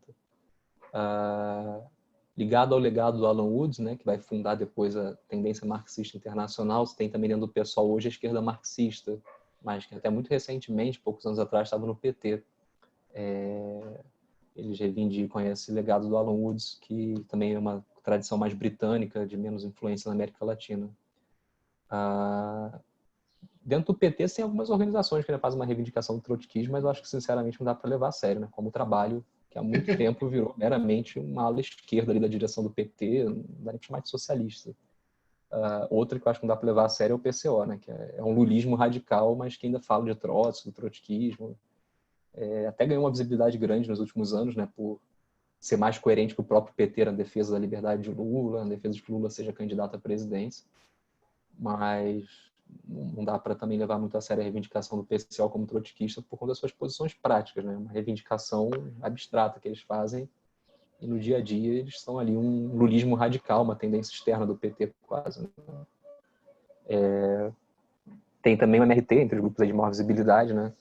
O MRT ele não está ligado a nenhum dos grandes troncos históricos do trotskismo, mas internacionalmente ele vem de uma das muitas divisões que ocorrem no morenismo na Argentina nos anos 80. E aí tem alguns traços ainda, no meu ver, né? Isso é uma análise minha, tem muitos traços ainda de posições do morenismo no MRT, por mais que ele não reivindique essa tradição, por mais que ele seja muito crítico, inclusive, de vários aspectos dessa tradição. Acho que nos últimos anos, principalmente, tem uma série de elementos do morenismo que ganharam força, que a gente nem tinha muita expressão nas posições do que era o MRT antes, que era a LERC, né? E seu grupo internacional, que é a fração trotskista.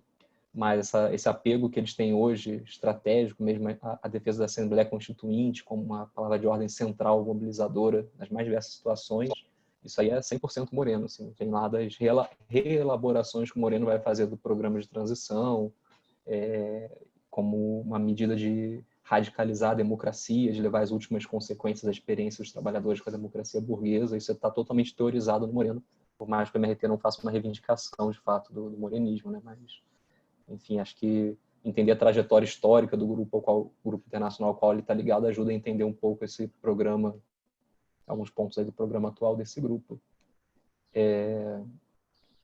Não sei, devo estar deixando de lado aqui dezenas de outras organizações menores, né? Eu mencionei que eu construo também uma organização que é o Regrupamento Revolucionário. A gente reivindica o legado desses grupos do pós-guerra que eu mencionei, né? Que, ao nosso ver, buscaram aí uma alternativa aos vários revisionismos. A gente também não faz uma reivindicação de um tronco histórico específico do trotskismo, a gente busca as contribuições positivas desses grupos breves, momentâneos, que existiram, mas que, ao nosso ver, conseguiram resgatar os princípios fundamentais e dar respostas novas aos desafios da sua época. Mas tem vários outros grupos também, aí, pequenos, mais antigos, né? A LBI, LQB, enfim, dá para fazer toda uma sopa de letrinhas aqui, né? Com vários grupos de algumas dezenas ou um pouco mais de militantes que reivindicam o legado de Trotsky. Daria para ficar o dia inteiro aqui mencionando cada um deles, mas acho que em termos de panorama, né? Acho que os grupos principais são esses que eu mencionei antes. Que eu pessoalmente faço um balanço muito crítico da atuação de todos eles, né? Aquilo que eu estava falando de muitos deles capitulam sistematicamente a uma via que não vai pensar além da institucionalidade burguesa, né? Seja por leituras de que a conjuntura não permite, seja já por um apego mais aprofundado mesmo a vias reformistas, como uma tradição que vem lá do Mandela. Mas, enfim, acho que nenhum desses grupos dá respostas adequadas para os desafios da nossa época, né?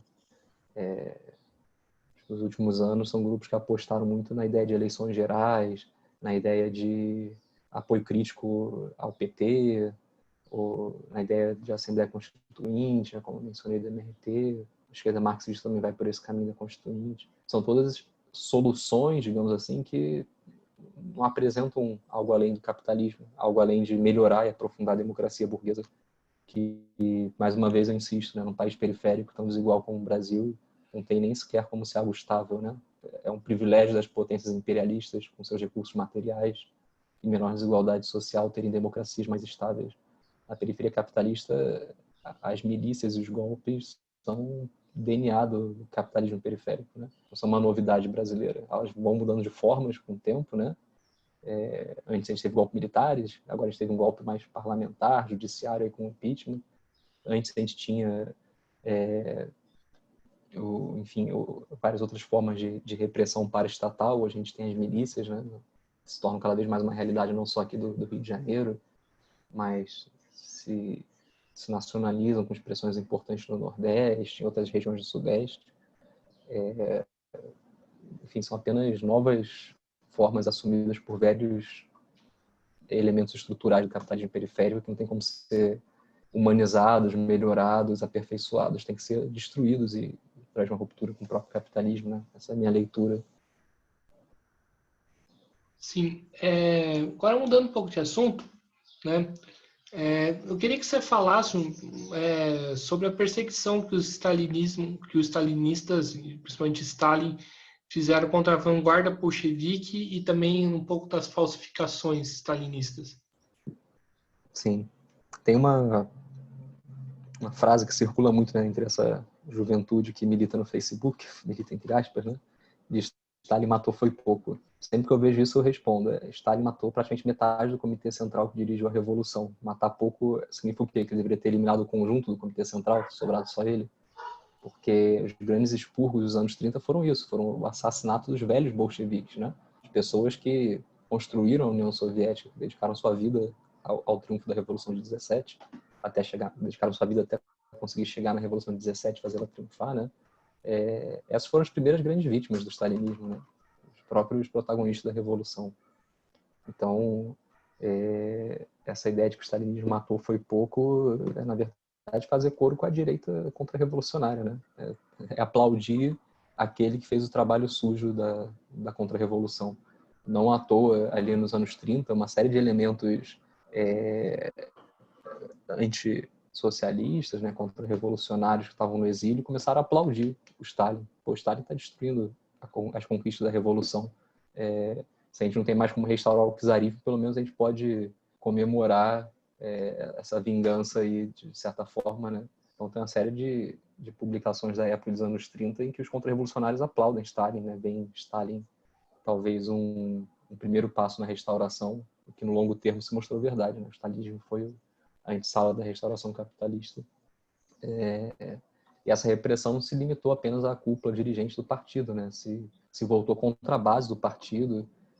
Se a gente pega, por exemplo, dados aí do último congresso em que teve um mínimo de disputa, um mínimo de dissenso, né, que foi o 12º congresso, os delegados do congresso seguinte, praticamente todos eles, a grande maioria ali, 80%, 70%, eram militantes recentes no partido, eram pessoas que nem sequer vivenciaram a Revolução e que, obviamente, eram alpinistas sociais, estavam sendo promovidos ali por Stalin e sua turma, para consolidar sua direção no partido contra a velha guarda, né? Sufocando a velha guarda do partido. E depois a repressão stalinista se volta contra seus próprios aliados, né? O negócio vai se destruindo internamente ali. Então a gente vê o braço direito de Stalin sendo assassinado, né? O Kirov. Até hoje se debate se foi ou não uma medida do próprio Stalin. Mas fato é que é meio coincidência demais o cara ser assassinado pouco depois de ter sido votado no Congresso como novo secretário-geral contra o Stalin, né? E uma votação que depois revista e tal. Mas, enfim, acho que é coincidência demais que o cara que se apresenta como alternativa ao Stalin dentro da própria burocracia depois apareça morto, né? E com a morte de Kirov vem uma onda de terror, né?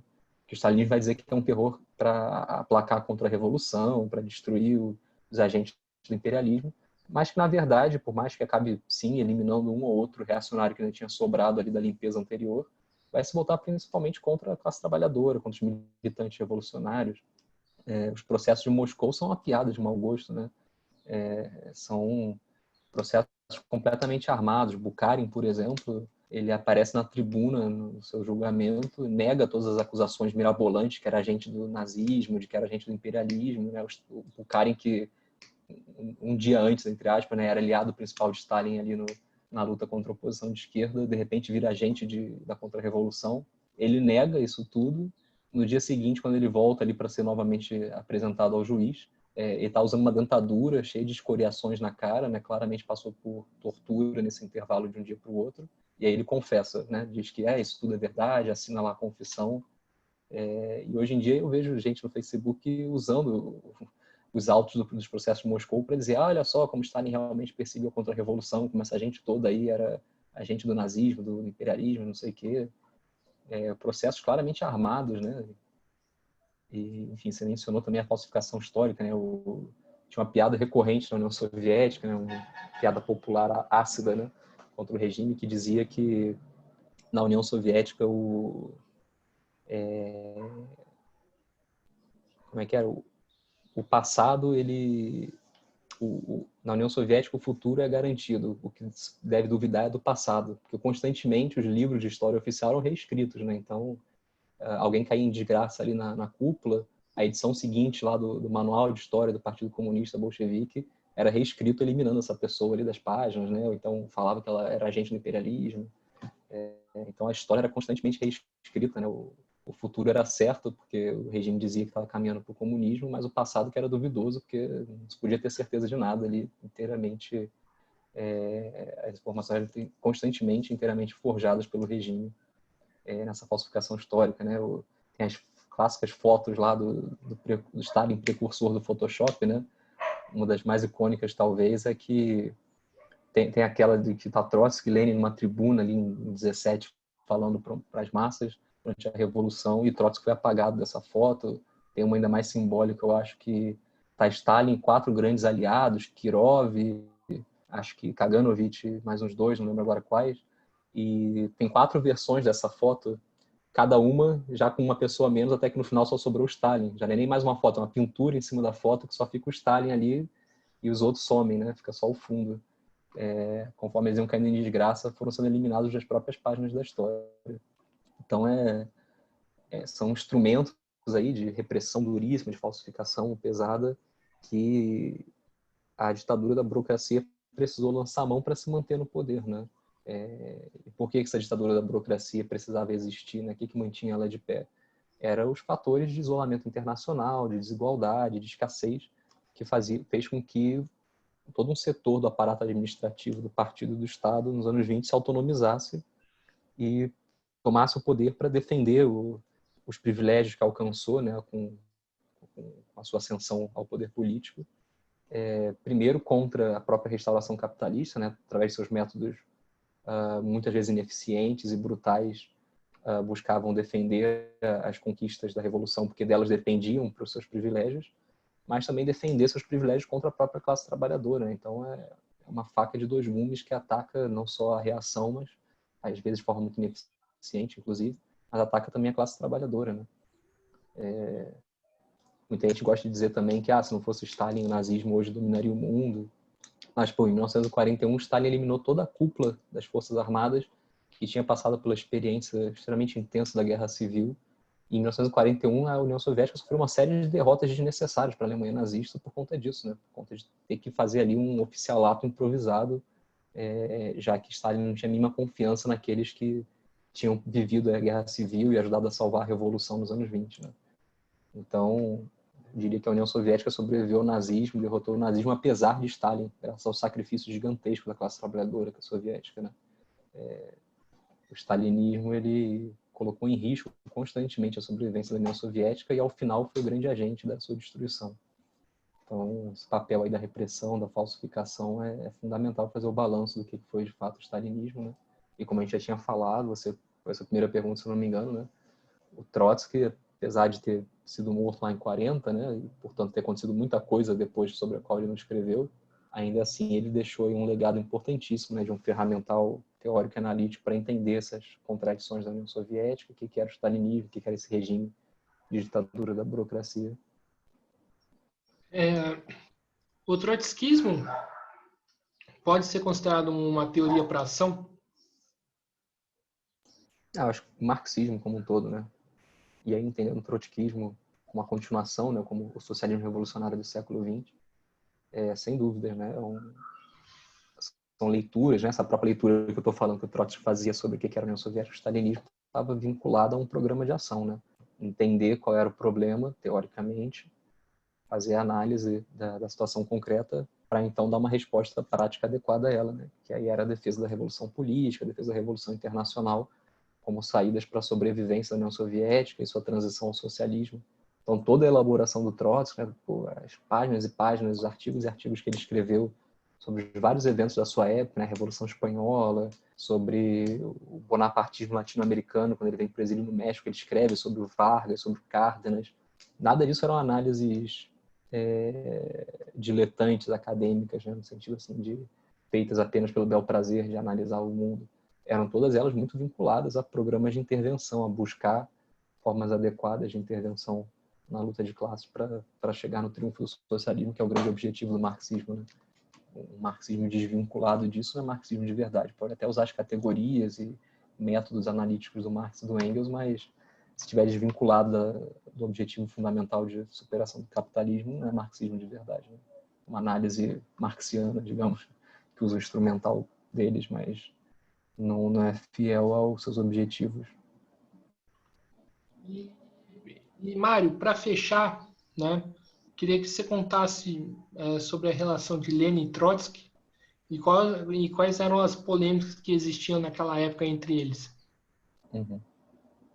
Bom, o Lenin e o Trotsky, durante muito tempo, eles foram adversários dentro do movimento socialista, no sentido de que tinham interpretações diferentes e programas diferentes para a ação, né?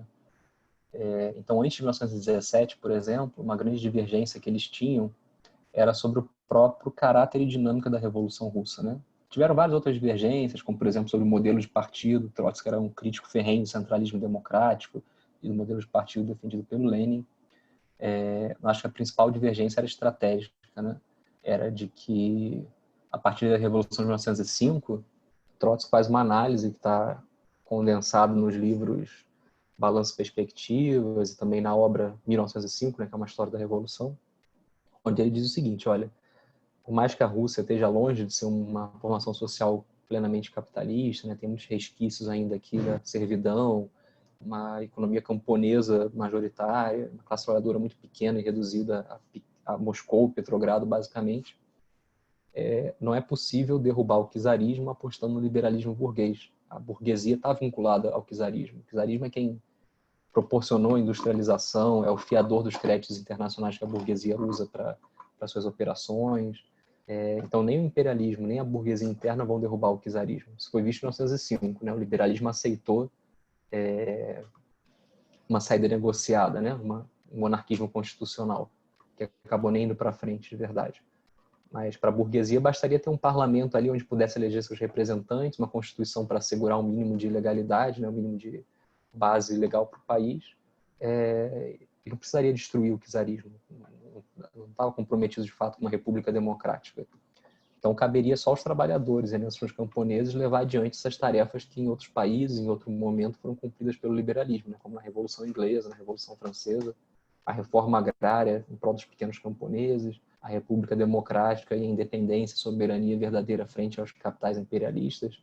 Para o Trotsky, a partir da experiência prática de 1905, só poderia ser feita através de uma revolução encabeçada pela classe trabalhadora. E feita essa revolução, não teria como ela ficar parada no patamar do capitalismo, convivendo com a burguesia. A classe trabalhadora logo se enfrentaria com a burguesia e precisaria expropriar ela econômica e politicamente. Então, ele vai resgatar a noção de Marx e de Engels de revolução permanente, né, que é o balanço que eles fazem das revoluções de 1848, chamada Primavera dos Povos, onde eles dizem, olha, a burguesia europeia entrou definitivamente em uma fase contra-revolucionária, não dá para esperar mais nada de progressista do liberalismo, cabe à classe trabalhadora lutar num processo permanente de transformação contra os resquícios do feudalismo, da monarquia, mas também com total independência frente ao liberalismo, para expropriar a burguesia e levar a revolução até as últimas consequências socialistas. E o Trotsky vai dizer, olha, isso também se aplica aqui na periferia da Europa, né? Nessa periferia ainda não plenamente capitalista. Porque aqui também o liberalismo não tem como cumprir nenhuma tarefa revolucionária. Ele está totalmente atrelado ao czarismo, ao imperialismo, por conta de ter entrado em cena historicamente quando já estava colocado essas forças em campo, né? Ele não poderia combater o imperialismo porque ele já nasce associado e subordinado aos capitais imperialistas, não poderia combater o czarismo porque já nasce subordinado e associado a esse regime político. Então, a classe trabalhadora tem que entrar nessa via da revolução permanente, ou seja, começa ali com a luta pelas tarefas nacionais, democráticas, que em outro momento foram tarefas da burguesia liberal, e não pode parar, tem que prosseguir numa luta contra a burguesia e também numa luta internacional, porque se ficar isolado nacionalmente, esse processo revolucionário não sobrevive. E o Lenin, durante muito tempo, ele foi o principal teórico ali das estratégias dos bolcheviques, que era, realmente, concordamos que a burguesia não tem capacidade de levar essa luta adiante, mas não é possível dizer que a Rússia é capaz de romper com o capitalismo devido a todo o seu atraso e tal, né? Então, o Lenin vai defender contra, e ao invés da teoria da Revolução Permanente de Trotsky, a consigna e a estratégia de uma ditadura democrática da classe trabalhadora e do campesinato. Seria uma formação social capitalista, mas governada por um regime da classe trabalhadora em aliança com o campesinato pobre. Em 17, a própria dinâmica da Revolução mostra quem estava certo, né? Então, as teses de abril do Lenin são, em grande parte, uma adesão à via estratégica proposta desde 1905 pelo Trotsky. E muitos stalinistas perneia quando a gente fala isso, mas os próprios protagonistas da Revolução Russa falaram nesses termos, né? O Lenin, quando volta para a Rússia em abril, defendendo essa tese de que a Revolução tinha que encaminhar para uma ruptura com a burguesia, uma expropriação mesmo da burguesia, né? Ele é acusado por muitos dos bolcheviques que não estavam no exílio, que permaneceram no país durante esses anos posteriores a 1905, ele é acusado de trotskismo. Esse é o termo que usam para definir dentro do Partido Bolchevique as posições do Lenin a partir de abril. A ideia de que Lenin ficou muito tempo no exílio, perdeu a ligação com o que realmente está acontecendo na Rússia, está equivocado por conta disso e está defendendo teses trotskistas. Então, 17 é um encontro ali entre essas duas grandes cabeças do marxismo russo, né? O Lenin, ao chegar às mesmas conclusões práticas do Trotsky lá da Revolução Permanente, e o Trotsky ao aderir à posição de que é necessário um partido de quadros, como o Lenin vinha defendendo e ele tinha criticado nos anos anteriores, né? Então, o triunfo da Revolução Russa está muito ligado ao encontro dessas duas grandes figuras e aos acordos que eles passam a estabelecer. Eles vão ter uma série de outras divergências importantes, né? Mesmo depois de 17. O debate dos sindicatos em 21 é muito lembrado, né? Quando se fala das divergências entre eles. O Lenin defendia que os sindicatos na União Soviética tinham que ter uma independência do Estado, por mais que colaborassem com a gestão da economia. O Trotsky vai dizer que não, que eles tinham que ser órgãos da gestão econômica, né? Que não faria sentido no Estado dos trabalhadores o sindicato ser algo descolado, independente desse Estado. É uma divergência importante que eles vão ter em 21. Mas eles se mantêm como aliados muito importantes até o último momento da vida do Lenin, né? O Lenin vai morrer ali em 24, em janeiro de 24. Ao longo dos meses anteriores, finais de 23, ele já está incapacitado, né, por causa de uma série de derrames que ele vai tendo até a morte. Mas ali, em 22, 23, ele se alia ao Trotsky uma série de questões fundamentais que já vão desenhar um pouco, esboçar, né, os grandes debates dos anos 20, a partir ali da luta entre a oposição de esquerda e Stalin, né? Que é, por exemplo, o debate do monopólio do comércio exterior. Uma ala do Comitê Central, Stalin, Bukharin, vai defender que para conseguir recuperar a economia, a União Soviética tem que abrir mão do monopólio do comércio exterior. Lenin vai ser completamente contra isso, vai ameaçar fazer uma batalha nas bases, se necessário, para manter esse monopólio, por entender que se abrir mão disso, capitais imperialistas vão adentrar em peso na Rússia e vão solapar por dentro o Estado operário. E Trotsky vai ser um importante aliado dele nessa luta no Comitê Central. E depois uma luta que nenhum stalinista gosta de lembrar, né, de que Lenin estava preparando o terreno para combater o Stalin, né? A partir do momento que ele entende que Stalin está virando uma figura protagonista do processo de degeneração burocrática do partido. Então tem uma série de cartas e textos que ele vai escrever em 22, 23, debatendo essa questão de como que o aparato gestor do Estado do partido está se autonomizando, se tornando uma força defensora de interesses próprios divergentes aos interesses da classe trabalhadora, e que é necessário combater e conter isso, né? É necessário redemocratizar esse aparato. Depois de todos os desgastes criados pela guerra civil, pelas medidas emergenciais de guerra, era necessário agora retomar a democracia e principalmente o peso da classe trabalhadora dentro do partido, né? Contra os carreiristas, contra os alpinistas sociais. E ele passa a ver cada vez mais o Stalin como alguém que está ajudando a impulsionar esse processo, né? E busca em Trotsky um aliado contra isso. Então ele vai preparar um memorando sobre uma série de questões, o debate, por exemplo, que Stalin vai fazer contra os georgianos no processo de construção da Constituição da União Soviética, onde os georgianos vão querer uma autonomia maior para as repúblicas, Stalin vai querer uma centralização maior e vai acusar eles de desvio nacionalista e tal. Chega, inclusive, a ter agressões físicas contra esses líderes georgianos. Lenin vai tomar o lado deles e fazer uma série de dossiês e análises próprias da situação com a ajuda de Trotsky, né? Nesse momento ele já está enfermo, então ele depende de outras pessoas para conseguir informações que são negadas pelo Comitê Central sob o argumento de que vai abalar a saúde dele, que precisa se preservar. Então as secretárias, enfermeiras dele, a companheira dele, a Krupskaya e o Trotsky vão ser fontes importantes de informação que são negadas pelo Comitê Central a Lenin nesse momento de enfermidade. E ele vai buscar em Trotsky um aliado contra Stalin. Ele, inclusive, vai sugerir ao Trotsky uma coisa que ele, desgraçadamente, não fez, que era, no próximo congresso do partido, abra uma luta contra Stalin.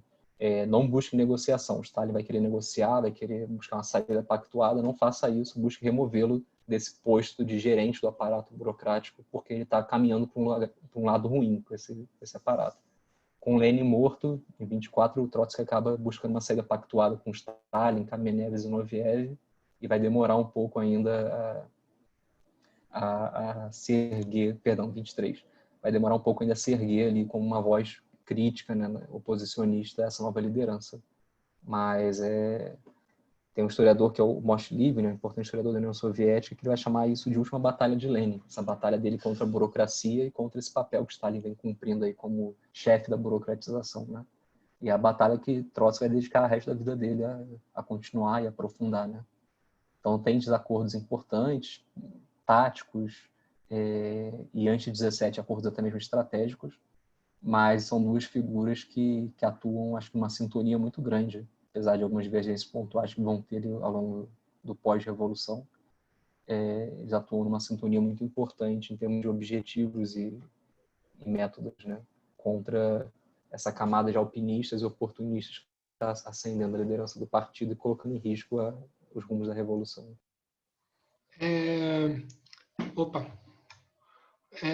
Márcio, estamos aqui chegando em mais um fim de uma entrevista, né? Primeiramente, eu quero agradecer por ter aceitado o convite. Foi uma entrevista muito boa, importante demais, né? Ressaltando o que eu falei no começo dela, de resgatar o legado do trotskismo frente principalmente a esta crise econômica, crise sanitária, onde está morrendo mais de...